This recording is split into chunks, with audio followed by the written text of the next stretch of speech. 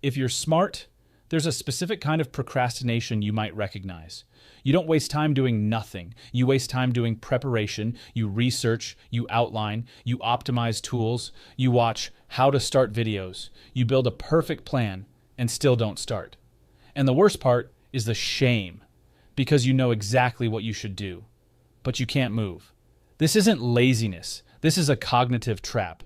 High IQ procrastination happens when your brain is strong at thinking, but weak at tolerating imperfect action. And the real reason you can't start is simple. Starting would collapse your perfect mental model into a reality that can be judged. In this video, I'll show you the mechanisms behind that and how to break it without relying on motivation. Most people assume procrastination is a discipline problem, but for highly analytical people, it's often risk management. Your brain runs simulations, it sees consequences, it predicts mistakes before they happen. That's useful, until your brain starts treating starting like a threat. Because once you start, the work becomes measurable. And measurement means exposure. So you stay in the one place where you can't fail: planning. Mechanism number 1, option overload. The smarter you are, the more paths you can see. Example, you want to get in shape. A normal person chooses a basic routine and starts, but your brain sees strength training split, full body, push-pull legs, progressive overload, nutrition styles, tracking apps, supplements, science debates. And now you're not choosing a workout. You're trying to choose the best possible system. The problem is, when you demand the optimal option, you delay the first action. And delay feels rational because it's framed as thinking. But practically, it's paralysis. If you're stuck asking, what's the best way? You're usually avoiding the only question that matters. What's the simplest way I can start today?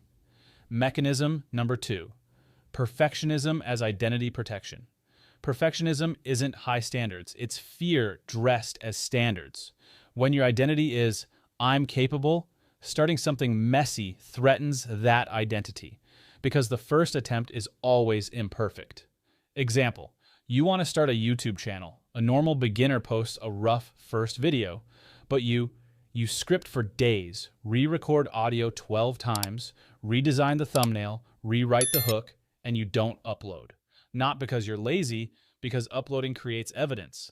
Evidence can contradict your self-image, and your brain would rather protect your self-image than risk a visible failure. Perfectionism isn't about quality, it's about avoiding shame. Mechanism number 3, planning creates fake progress. Your brain rewards intention. It gives you a small dopamine hit when you feel prepared. That's why planning can feel productive, because emotionally it is rewarding. Example, you want to learn coding. You buy the course, you organize your notes, you build a perfect folder structure, you watch productivity videos, and you feel like you're moving, but you haven't written code, you haven't struggled, you haven't been confused, you haven't created anything real. Planning gives you the emotion of progress without the discomfort of progress, so your brain chooses it again and again. If the activity feels good but produces nothing measurable, it's probably preparation addiction. Mechanism number 4, fear of measurement. Planning is safe because it's private, but execution creates data. Data is dangerous to the ego because it answers questions you've been avoiding. Am I actually good at this? Can I handle the frustration? Do I have the patience?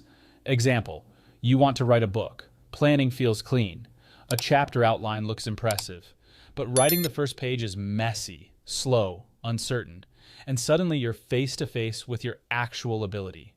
That's why smart procrastination often happens right before the first measurable step, because reality has receipts. Now here's the deepest layer, the one that makes all of this stick. A lot of smart people live inside potential. Potential feels powerful because it can't be disproven. As long as you haven't started, you can say, I could be amazing. I could succeed.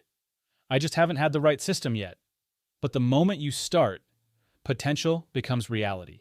And reality can be average. Reality can be embarrassing. Reality can fail. So your brain protects the one thing that keeps you feeling special: untested potential. You're not addicted to comfort. You're addicted to keeping your self-image untested. Because starting feels like exposure. So what do you do practically if this is you. Not motivational advice, a system that bypasses your brain's need for perfection. Step 1. Define the ugly first rep, the smallest version of the task that proves you started. Not write the chapter, just write one bad paragraph. Not build the app, just create the file and make it run. Not edit the video, just record a rough first take. The point isn't quality, the point is breaking the mental barrier, because motion changes your state faster than thinking. Step 2, limit options for 7 days. Pick one path that is good enough and lock it. Smart brains sabotage themselves by constantly reopening decisions. So you need a rule. No redesigning the system for 1 week. Only execution. And step 3, shift identity from being smart to shipping drafts. Tell yourself, I'm not here to prove I'm brilliant. I'm here to produce.